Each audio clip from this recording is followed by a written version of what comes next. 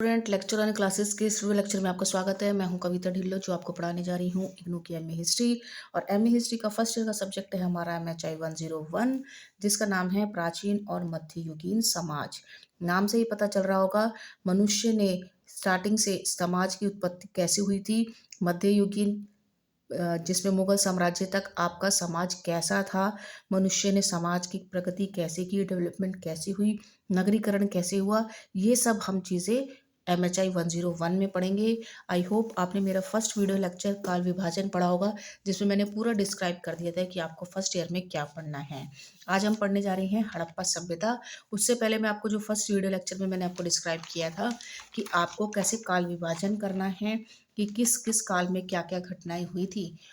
आरंभिक मानव समाज जो हमारा फर्स्ट चैप्टर है MHI 101 का, कि मानव की उत्पत्ति 25 लाख ईसा पूर्व में ही हुई थी और वहां से लेकर उसने कैसे अपना जीवन व्यतीत किया, ये सब आपको अपने फर्स्ट चैप्टर में पढ़ना है। आपका जो क्वेश्चन पेपर है उसमें जो फर्स्ट पार्ट है खंड खा, उसमें आपका इनिशियली 3 क्वेश्चन जो आते हैं वो मनुष्य के समाज के ऊपर आते हैं कि मनुष्य ने समाज की उत्पत्ति कहाँ से स्टार्टिंग की थी। पूरा पाषाण काल में 25 लाख ईसा पूर्व से 10,000 ईसा पूर्व तक। उसके बाद मध्य पाषाण काल से नव पाषाण काल तक आपकी सारी सभ्यताएं थी। हड़प्पा सभ्यता, मिस्र की सभ्यता, मेसोपोटामिया, चीन, जिसे हम कांस्य युगीन सभ्यताएं कहते हैं, जो आपको मैं अभी आपको डिस्क्राइब करने जा रही हूँ। और 1000 ईसा पूर्व में लोहे का आविष्कार हुआ था, तो कांस्य युगीन सभ्यता से लोहे की सभ्यता का आविष्कार हुआ और लोह युग शुरू हो गया, जिसमें औद्योगिकरण हुआ। लोहे के औजार, वस्तुएं, धातुएं, इन सब का आविष्कार हुआ, जिससे कि व्यापार में बढ़ोतरी हुई। साम्राज्य विकसित हुए, रोमन साम्राज्य, फारसी साम्राज्य, यूनानी साम्राज्य, और उनके साथ ही बौद्ध धर्म का विकास हुआ। भगवान बुद्ध का जन्म हुआ था इसमें, ये 1000 ईसा पूर्व के बाद हुआ था। इसमें यूनानी, फारसी साम्राज्य, ये सब आई होप आपको मैंने अपने फर्स्ट वीडियो लेक्चर में डिस्क्राइब किया था। अगर आपको नहीं समझ आया है तो दोबारा से इसका स्क्रीनशॉट ले लीजिए। फिर उसके बाद 322 ईसा पूर्व में मौर्य साम्राज्य आया। मौर्य साम्राज्य के बाद शुंग, फिर कर्ण वंश, फिर आपका कुषाण वंश भी है यहाँ पर। सातवाहन दक्षिण भारत से आया था। यहीं से आपका BC से AC AD में कन्वर्ट हो गया है, ईसा मसीह के जन्म के समय, जिसकी एग्जैक्ट डेट हमें नहीं मालूम है।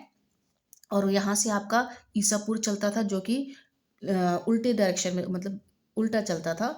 उसके बाद आपका ईस्वी स्टार्ट हो जाता है 23 ईस्वी, 320 ईस्वी में गुप्ता साम्राज्य। देन उसके बाद 550 ईस्वी में राजा हर्षवर्धन।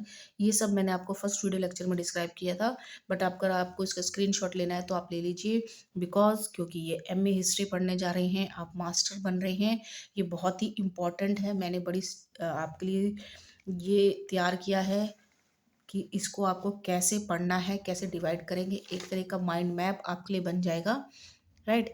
जिसमें मानव की उत्पत्ति में होमोसेपियन, होमोस्पीशीज, होमो हैबिलिस, मैंने ये आपको फर्स्ट वीडियो लेक्चर में पढ़ाया था, तो ये आपका फर्स्ट चैप्टर है, राइट। मैं आपको दिखा देती हूँ कि आपने पढ़ा होगा पर आरंभिक मानव समाज। आरंभिक मानव समाज में मानव की उत्पत्ति कैसे हुई, ये मैंने आपको डिस्क्राइब कर दिया है। आप मानव ने आखेट करके, शिकार करके, खाना बदोश पशुपालन जीवन से अपना जीवन व्यतीत किया और समाज में रहने लगा। कृषि की उत्पत्ति हुई, कृषि करी, समुदाय में रहने लगा, कबीले बने, और उससे हमारी कांस्य युगीन सभ्यताएं बनी। कांस्य युगीन सभ्यताएं में आपका ब्रोंज एज, कांस्य युगीन सभ्यता 1 और कांस्य युगीन सभ्यता 2 है, जिसके अंदर आपको ये सारी सभ्यताएं पढ़नी है। हड़प्पा, मोहनजोदाड़ो, मेसोपोटामिया, उन सभ्यताओं का व्यापार कैसे हुआ, वहाँ का नगरीकरण कैसे हुआ था, ये 2 में आ जाएगा। तो आपके 3 क्वेश्चन जो है वो सिर्फ इन 3 चैप्टर से आते हैं।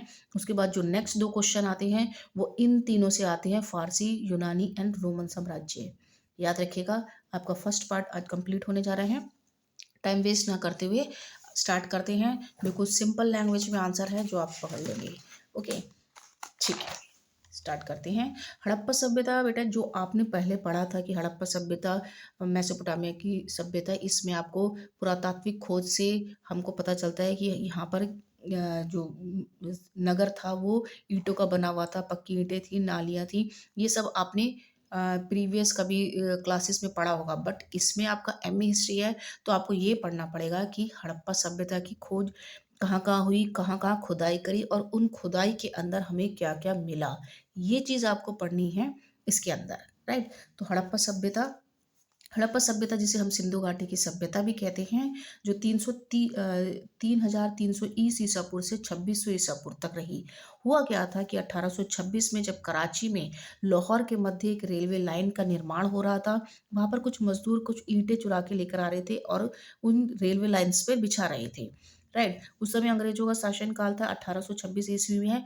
तो वहां पर जो थे चार्ल्स मैपल मैपल वहां आए और उन्होंने देखा कि यहाँ पाया गया कि ये ईंटें जो है वो कई हजार वर्ष पुरानी थी, तथा वहाँ की खुदाई में पूरा एक जब उन्होंने वहाँ खोदा कि ये ईंटें कहाँ से लेकर आ रहे हैं मजदूर, तो वहाँ पर पूरा एक नगर उनको बसा हुआ पाया गया। राइट, और जब इस नगर की खोज की गई तो पूरा उस नगर का नाम रखा गया हड़प्पा सभ्यता। तो पूरी की पूरी एक सभ्यता वहां पर मिली जब उन्होंने वहां पर खुदाई करी। तो हड़प्पा सभ्यता की खुदाई दयाराम साहनी ने की थी, 1921 में शुरू की थी। राइट, खोज किसने की थी? चार्ल्स मैपल ने। उन्होंने उस समय के भारतीय पुरातात्विक सर्वेक्षण के महानिदेशक सर जॉन मार्शल के निर्देशन में काम किया था। राइट, किसने? दयाराम साहनी ने। ओके, नेक्स्ट पढ़ते हैं। इस सभ्यता की प्रारंभिक सभ्यता जो है 7,500 ईसा पूर्व से 3,330 ईसा पूर्व 3,300 ईसा पूर्व की मानी गई है, क्योंकि ये सिंधु और झज्जर के किनारे हुआ। स्टार्टिंग तो बहुत पहले से हो गई थी, लेकिन जो खुदाई के कारण जो मैं रेडियो आइसोटोप डेटिंग के थ्रू पता चला है, तब वहां से डेवलपमेंट 3,300 ईसा पूर्व का पाया गया। हड़प्पा सभ्यता के अंदर कौन कौन से शहर, मतलब कौन कौन सी जगह थी जो उनकी आती थी? हड़प्पा, मोहनजोदाड़ो, कालीबंगा, लोथल और धौलावीरा और राखीगढ़ इसके प्रमुख केंद्र थे। ये याद रखिएगा कि जब हड़प्पा सभ्यता की खुदाई हुई थी तो कौन कौन से नगर थे, मतलब उनका नाम क्या रखा गया था, भारत में कहाँ कहाँ पर वो खुदाई करके मिले। ये थे आपके हड़प्पा, मोहनजोदाड़ो, कालीबंगा, लोथल, धोलावीरा और राखीगढ़ इसके प्रमुख केंद्र थे। राइट, उसके बाद हम क्या पढ़ेंगे कि यहाँ पर जो इसे कांस्य युगीन सभ्यता किसलिए कहा जाता है, क्योंकि कांसा किससे बना है? टिन और तांबे से मिलकर आपका कांसा बना है। सिंधु घाटी की सभ्यता आदि ऐतिहासिक सभ्यता कहा जाता है। बेटा, आदि ऐतिहासिक सभ्यता क्या मतलब क्या होता है कि खुदाई में लिखित साक्ष्य तो मिलते हैं, जैसे चित्र और लिपि हमें मिली है, लेकिन हम उसको पढ़ नहीं सकते, उनकी वो खुद की लैंग्वेज होती है, तो उसे आदि ऐतिहासिक कहते हैं। पूरा ऐतिहासिक काल होता है जिसमें कि आपको सिर्फ ऐसी लिपियाँ मिलती हैं कि जिसमें कि उसको पढ़ना भी बिल्कुल मुश्किल ही है, बिल्कुल पढ़ नहीं सकते हैं, उसको आधे ऐतिहासिक काल कहते हैं। उसके बाद आता है आपका ऐतिहासिक, जिसको कि हम उन लिपियों को पढ़ सकते हैं, समझ सकते हैं। राइट, और फिर ऐतिहासिक होता है कि जिसको कि हम पूरा ये हमारे जो साहित्य वगैरह है उसको हम इतिहास बोलते हैं। राइट, फिर खुदाई में अब जब हम यहाँ पर हड़प्पा की खुदाई करी तो खुदाई में भवन, सड़कें, नालियाँ, स्नानागार, दुर्ग, मोहरे ये सब मिली थी हमें। तो तो मोहरों पर जानवरों और पक्षियों के चित्र बने थे। जो मोहरें मिली थी वहाँ पर जानवर और उसमें चित्र, पक्षियों के चित्र बने थे। तो यह बहुत शांति प्रिय सभ्यता थी, क्योंकि यहाँ पर कोई भी हमें अस्त्र शस्त्र नहीं मिला है। इसका मतलब वो लोग शांति से रहते थे, दूसरों के साथ लड़ाई नहीं करते थे। यहाँ व्यापार को प्रधानता प्राप्त थी। यहाँ खुदाई में सीप, सेल, कड़े के गहने, खेती के हल, हड्डी का सुआ, मतलब सुई जैसे धागा होता है तो उस तरीके से उन्होंने हड्डी का सुआ सा बनाया था। मिट्टी के बर्तन, जेवर बनाने के लिए हाथी दांत का प्रयोग किया गया था। ये सब चीजें हमें खुदाई से मिली हैं, जिनसे व्यापार का पता चलता है, वहां पर की कलाकृति का पता चलता है, वहां की वास्तुकला का पता चलता है कि हड़प्पा सभ्यता में कैसी थी। ठीक है, और ये सात्विक की का प्रयोग किया जाता है। चमकदार लाल कार्नेलियन पत्थर की लंबी और पतली माला बनाई जाती थी। स्फटिक, ठीक है, स्फटिक एक तरह का पत्थर होता है, उसके चमकदार लाल कार्नेलियन पत्थर होता है जिसकी पतली माला बनाई जाती थी। कांस्य युगीन सभ्यता में प्रौद्योगिकी, आर्थिक, राजनीतिक विकास का नया चरण देखने को मिलता है। वहाँ पर जब खुदाई करी तो उस तरीके से जो जो चीज़ें पाई गई, जिस तरीके से वहाँ पर जो मोहरें मिली उससे पता चलता है कि व्यापार है, वास्तुकला है। मैंने कहा ना कि वो सब चीज़ें कि वहाँ पर कलाकृति भी थी, वास्तुकला भी थी, व्यापार भी था। ठीक है, खेती भी अच्छी होती थी। इन सब के प्रमाण वहाँ से मिले हैं। राखल दास बनर्जी ने 1922 में मोहनजोदाड़ो की खोज की थी और ये सिंधु घाटी की सभ्यता का एक महत्वपूर्ण स्थल है, जिसे मृतकों का टीला भी कहा जाता है। सबसे पहले मैंने आपको बताना चाहूंगी कि हड़प्पा सभ्यता कहाँ से कहाँ तक थी और उसके अंदर क्या क्या थे। ये आपका भारत का नक्शा है। तो यहाँ से लेकर ये देखो, ये ट्रायंगुलर फॉर्म में आपकी पूरी हड़प्पा सभ्यता, जिसे सिंधु घाटी की सभ्यता कहते हैं, ये थी। कश्मीर में इसको मांडा बोला जाता है, यूपी में आलमगीर था, और दक्षिण की तरफ में दाइमाबाद महाराष्ट्र में था। फिर सुत्का जैसे कि बलूचिस्तान में था, और ये यहीं पर ही इस एरिया में आपका मोहनजोदाड़ो है। तो मोहनजोदाड़ो की खोज राखल दास बनर्जी ने की थी, खुदाई करके, जिसको कि मृतकों का टीला कहा जाता है। तो ये आप इसका डायग्राम अगर आंसर में बनाएंगे तो बहुत ही ज़्यादा बेटर होएगा। बिल्कुल सिंपल है, क्योंकि इसमें आपको पता चल रहा है कि हड़प्पा की सभ्यता कहाँ से कहाँ तक विस्तृत थी, राइट। और इसमें मृतकों का, मोहनजोदाड़ो को मृतकों का टीला इसलिए कहा जाता है क्योंकि यहाँ पर पूरे ही शव मिले। मृतकों का टीला इसलिए कहा जाता है क्योंकि यहाँ पर बड़ी संख्या में मानव कंकाल, हड्डियां मिली थी।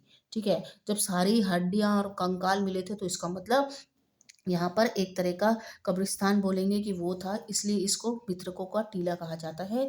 इन कंकालों के विभिन्न अवस्थाओं में पाया गया, जैसे कि कुछ ऐसे थे कि जो बिखरे हुए थे, और कुछ ऐसे थे कि जो एक दूसरे के हाथ पकड़े हुए थे, जो किसी बड़ी आपदा की ओर इशारा करते हैं, राइट। जो जो टीला मिला था जिसमें मृतक थे, वो इस तरीके से लग रहा था कि जैसे कि कोई बड़ी आपदा हुई है। कुछ लोग तो भागे हुए बिखरे हुए टीले थे, और कुछ थे एक दूसरे का हाथ पकड़े हुए थे।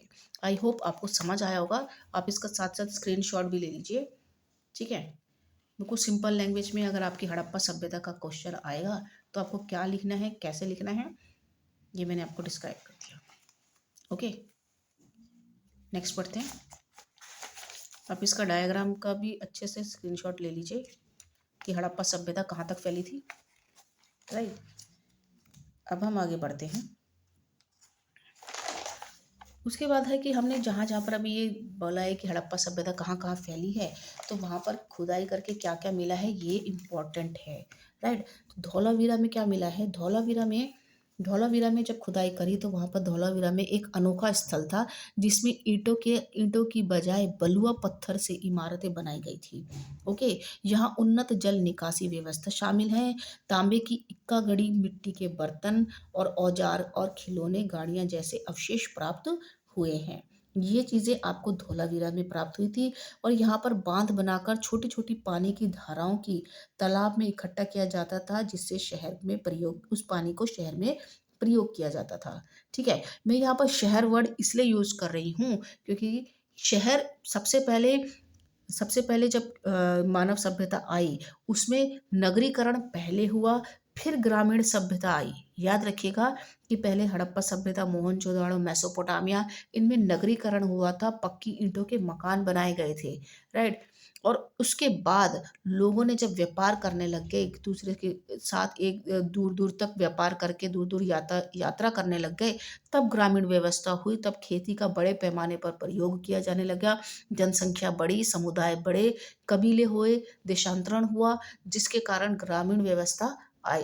तो स्टार्टिंग में नगरीय व्यवस्था आई और फिर उसके बाद ग्रामीण व्यवस्था आई। ये सबसे इंपॉर्टेंट पॉइंट है एमए हिस्ट्री का। ओके, तो ये धौलावीरा में हमें प्राप्त हुआ था। उसके बाद हड़प्पा में क्या प्राप्त हुआ कि यहाँ औजारों और मोहरों और शिलालेख मिले, और जो भाषा, व्यापार और प्रशासन की जानकारी देते हैं। मोहरे और शिलालेख मिले तो इसका मतलब प्रशासन चल रहा था, मोहर थी तभी तो प्रशासन था। इसके अलावा तांबे की इक्का गाड़ी होती है, मतलब एक तरह की बैलगाड़ी टाइप की। तो कांसे का दर्पण बना, तांबे का मतलब दर्पण, शीशा, गरुड़ की मूर्ति जैसे अवशेष प्राप्त हुए। कहाँ से, हड़प्पा की खुदाई में। मिट्टी के बर्तन, खिलौने वाले हाथी तथा टेराकोट के खिलौने मिले। टेराकोटा एक तरह की मिट्टी होती है, लाल। तो अल्लादीनों से पता चला है कि यहाँ हड़प्पा बस्तियां थी। कई लोग थे जो बहुत पुराने लोग थे, उन्होंने जैसे बताया होगा कि यहाँ पर पहले हड़प्पा बस्तियां थी। यहाँ पक्के कुएं थे जिनके द्वारा पानी खींचा जाता था। तो गुजरात के लोथल, अब लोथल जो जगह है, लोथल से क्या प्रमाण मिला है कि यहाँ पर द्रोण में भरे पानी से सिंचाई की जाती थी। द्रोण यानी कि बहुत बड़ा पानी का, जिसे कहेंगे कि तालाब टाइप का द्रोण बनाया जाता था, जिससे कि सिंचाई की जाती थी। Okay, right. नेक्स्ट, राजस्थान के कालीबंगल और बालाथल से क्या मिला, यहाँ पर हल से बने रेखाएं, जुते हुए खेत, यानी कि इस वहाँ पर खेती होती थी इसलिए वहाँ पर कुछ बीज मिले, और हल से जैसे बनाते तो ऐसे रेखाएं सी पड़ जाती है ना, तो ऐसी रेखाएं वाले जुते हुए खेत मिले। गेहूं और चना की खेती के साक्ष्य मिले। बैल और बारहसिंगा की हड्डियां मिली और काली चूड़ी के प्रमाण मिले। कहाँ से? राजस्थान से। तो ये सब आप इसका स्क्रीनशॉट ले लीजिए कि हमें कहाँ कहाँ से क्या क्या चीज़ें मिली हैं, ये बहुत इंपॉर्टेंट है हड़प्पा सभ्यता के लिए। राइट, उसके बाद आ जाता है नगरीय योजना। ये नगरीय योजना जो कांस्ययुगीन योजना का पार्ट 2 है कि वहाँ पर नगर कैसे बने थे। तो आप इसका स्क्रीनशॉट भी साथ साथ लेते रहिए और अच्छे से समझिए कि वहाँ का जो मकान थे वो शतरंज नुमा बने हुए थे। भवन का निर्माण था जिसमें सड़कें समकोण पर एक दूसरे को काटती थी और शहर को कई आयताकार खंडों में बांटती थी। राइट, इस तरीके से घर बने थे और घर के बाहर जो छोटी छोटी नालियां थी वो बड़ी नाली को जोड़ती थी। एक ऊंचा सा गढ़ जिसे दुर्ग कहा जाता था, एक दो भागों में बटा था। यहाँ के शहर जो है दो भागों में बटे थे। एक ऊंचा गढ़ था जिसमें अमीर लोग रहते थे और एक निचला दुर्ग था जहाँ आम लोग रहते थे। राइट, तो इनकी अन्य विशेषता थी कि यहाँ अच्छी जल निकासी प्रणाली थी और पक्की ईंटों से बने मकान थे। ईंटें जो थी वो पक्की थी, याद रखिएगा। और जो शहर जो ऊंचा दुर्ग था जिसको पश्चिमी टीला कहते हैं, और जो निचला था उसे पूर्वी टीला कहते हैं। ऊपरी टीला जहाँ पर अमीर लोग रहते थे और जो नीचे का टीला था वहां पर आम आदमी या गरीब लोग जिसे हम कहेंगे वो रहते थे। घरों से निकलने वाला गंदा पानी ढककर बनाई गई नालियों में जाता था। राइट, तो अब तो यहाँ पर भारत में भी देखेंगे हमारी ज़्यादातर नालियाँ खुली रहती हैं, लेकिन जो मेसोपोटामिया हड़प्पा सभ्यता है कितनी पुरानी है, वहाँ पर भी उन्होंने देखा कि नालियों के खुले पानी से गंदगी होती है जिससे कि बीमारियाँ होती हैं। तो उस समय भी हड़प्पा सभ्यता में भी जो नालियाँ थी वो ढकी हुई बनी हुई थी, जो सड़कों पर बनी बड़ी नालियों के साथ जुड़ जाती थी। राइट, कितनी विकसित सभ्यता थी। मकान के निर्माण के लिए पक्की ईंटों का उपयोग किया जाता था, जो अक्सर एक तिहाई दो चार के अनुपात में होती थी। ठीक है, अब उसके बाद आ जाता है मोहनजोदाड़ो। मोहनजोदाड़ो में एक विशाल स्नानागार था जिसे विशेष अवसरों पर सार्वजनिक उपयोग होता था, जो गढ़ से स्थित था। राइट, गढ़ यानी कि ऊंचा टीला और जो नीचा टीला था वहां पर से स्थित था कि वहां के लोग आके जैसे किसी विशेष अवसर पर, ऐसे चारों तरफ ईंटें ईंटें थी और बीच में यहाँ पर पानी था, तो किसी विशेष अवसर पर यहाँ पर सार्वजनिक स्नान किया जाता था। बड़ा अन्न भंडार मिला। मोहनजोदाड़ो में एक विशाल अन्न भंडार था। राइट, आई होप आपको समझ आया होगा। ठीक है, खत्म। तो ये थी इनकी हड़प्पा सभ्यता की नगरीय योजना। आप इसका स्क्रीनशॉट ले लीजिए। ये आपकी मैंने बुक के ही आंसर लिए हैं, जहाँ जहाँ से मुझे मिला है हड़प्पा सभ्यता के बारे में मैंने आपके लिए तैयार किया है। ये आपको मेरी प्लेलिस्ट में मिल जाएगा और इसका पीडीएफ मेरे टेलीग्राम चैनल में मिल जाएगा। आई होप आपको ये वीडियो लेक्चर पसंद आया होगा तो लाइक कीजिए। मिलते हैं नेक्स्ट सभ्यता में, आपकी है मेसोपोटामिया सभ्यता। ठीक है, आप इसका स्क्रीनशॉट साथ साथ लेते रहिए। तब तक के लिए नमस्कार।